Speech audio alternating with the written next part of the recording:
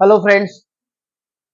जैसा कि हमने लास्ट 2 वीडियो में बात की थी प्रोसेस वैलिडेशन के ऊपर, जो कि 4 टाइप का होता है process validation according to WHO TRS guideline 1019 के हिसाब से। जो प्रोसेस वैलिडेशन होता है वो 4 टाइप का होता है। पहला जो मैंने आपको बताया था वो था आपका प्रोस्पेक्टिव प्रोसेस वैलिडेशन, दूसरा था कॉन्करेंट, तीसरा है रेट्रोस्पेक्टिव और चौथा रहेगा रीवैलिडेशन। ठीक है, तो लास्ट 2 वीडियो में हम प्रोस्पेक्टिव और कॉन्करेंट वैलिडेशन को समझ चुके हैं।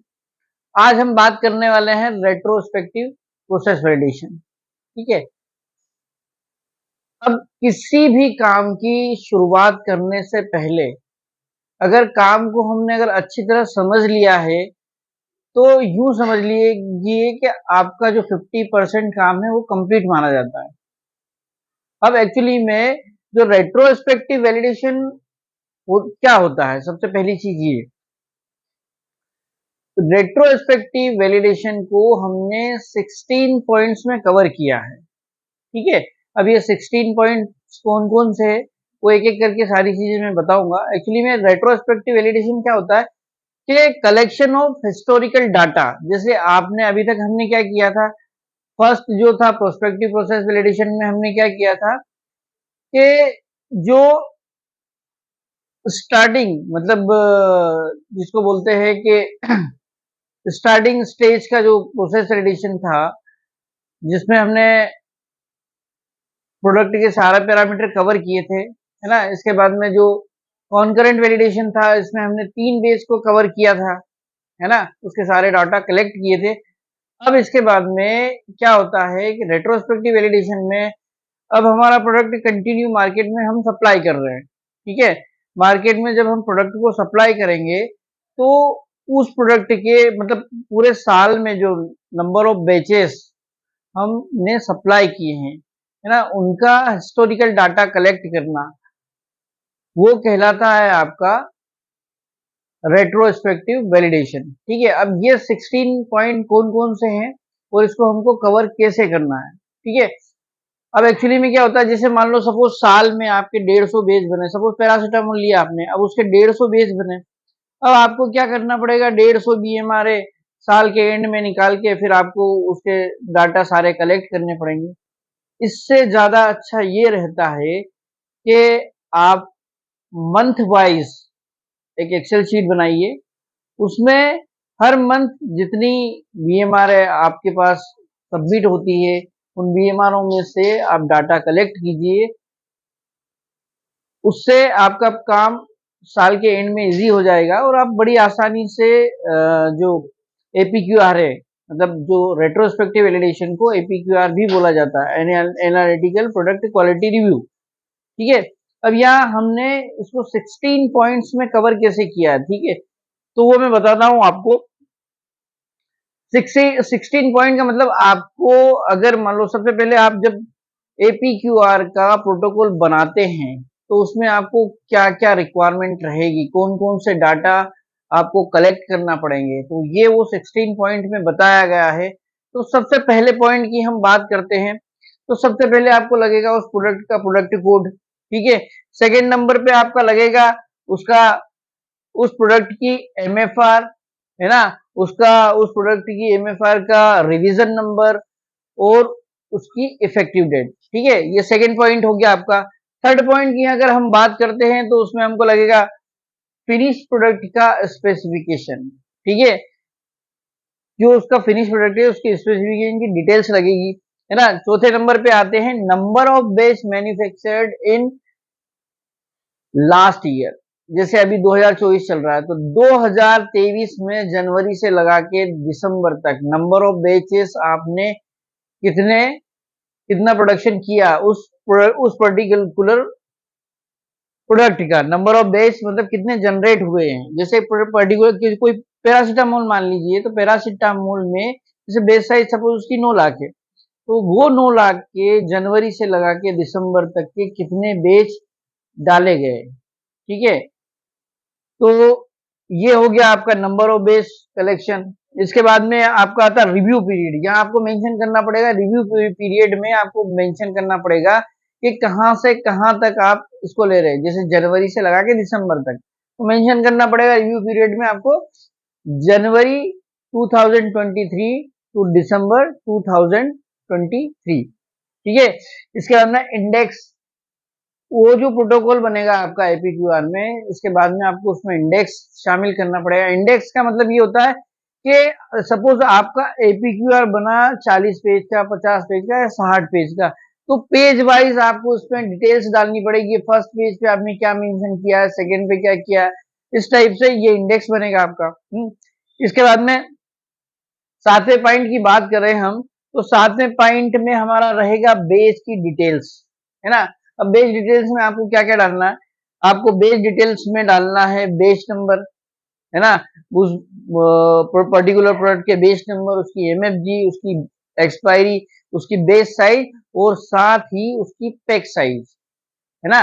मतलब पर्टिकुलर बेस में बेस साइज 9 लाख है, अब उसमें क्या होता है, कभी कभी पैक साइज चेंज हो जाती है। ठीक है, अब हम मान के चले किसी गवर्नमेंट में हमको 10x10 में देना पड़ रहा है, किसी गवर्नमेंट में हमको 50x10 में देना पड़ रहा है। ठीक है, तो उस पर्टिकुलर बेच के साथ में उसकी पैक साइज भी हमको मेंशन करना पड़ेगी। ठीक है, अब इसके बाद में हम 8वें पॉइंट की तरफ जाते हैं। तो 8वें पॉइंट में ये रहेगा कि उस पर्टिकुलर प्रोडक्ट के क्रिटिकल पैरामीटर्स कौन कौन से होते हैं। ठीक है, जब आपने अगर किसी भी प्रोडक्ट के क्रिटिकल पैरामीटर्स अगर आपने कवर कर लिए, तो फिर आपको ज्यादा प्रॉब्लम नहीं आएगी। क्रिटिकल पैरामीटर्स में क्या क्या होते हैं, एक होता है आपका बल्क का ऐसे, ठीक है, दूसरा होता है आपका एलओडी, है ना। अब बल्क का ऐसे तो आपको बल्क की जो रिपोर्ट रहेगी उसमें से मिल जाएगा। एलओडी लॉस ऑन ड्राइंग, है ना, तो लॉस ऑन ड्राइंग जो मिलेगी आपको उस पर्टिकुलर बेस की बेस मैन्युफैक्चरिंग रिकॉर्ड से। इसके बाद में मशीन की स्पीड, है ना, उस टाइम पे जब वो प्रोडक्ट हमने चलाया, वो पर्टिकुलर बेस जो चला है उस टाइम पे उस मशीन की स्पीड कितनी थी। ठीक है, आप उस मशीन की स्पीड को 25 पे भी कर सकते हैं, 30, मतलब मशीन के अकॉर्डिंग आपको चलना पड़ेगा। तो वहां पे मशीन की स्पीड क्या रही, क्या थी, वो आपको मेंशन करना पड़ेगा, वो आपको बीएमआर में से मिल जाएगा। इसके बाद में एवरेज वेट, ये भी आप बीएमआर में से कलेक्ट कर सकते हो। ठीक है, इसके बाद में आते हैं फ्राइबिलिटी। ठीक है, फ्राइबिलिटी मेंशन करना है आपको, डिसइंटीग्रेशन मेंशन करना है, डीटी। ठीक है, तो इस टाइप से ये 8 पैरामीटर हो चुके हैं। 8 और मैं आपको बताने वाला हूं। ठीक है, थोड़ा समय दीजिए मेरे को, 1 मिनट का बताता हूं।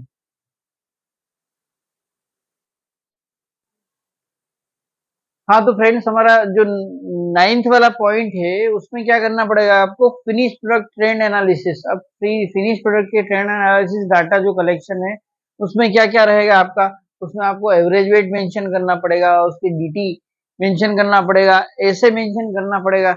ये सारी चीजें तो आपको फिनिश प्रोडक्ट की क्या है रिपोर्ट में से मिल जाएगी। इसके अलावा यील्ड यील्ड आपको बेच मैन्युफैक्चरिंग रिकॉर्ड में से आसानी से मिल जाएगी। ठीक है, अब इसके बाद में इन सब का आपको ग्राफिकल प्रेजेंटेशन बताना पड़ेगा। ठीक है, ग्राफिकल प्रेजेंटेशन के साथ ही साथ में आपको यहाँ पे मेंशन करना पड़ेगा क्वालिफिकेशन स्टेटस ऑफ इक्विपमेंट, मतलब जो भी इक्विपमेंट आपने यूज किए हैं उस प्रोडक्ट के लिए, ठीक है, वो सारे इक्विपमेंट क्वालिफाइड होना चाहिए, उनका वैलिडेशन का उनका प्रोटोकॉल होना चाहिए। अगर वो रीवैलिडेट होते हैं तो उनका रीवैलिडेशन का प्रोटोकॉल होना चाहिए। ठीक है, इसके बाद में नेक्स्ट है आपका ऑन गोइंग स्टेबिलिटी रिव्यू।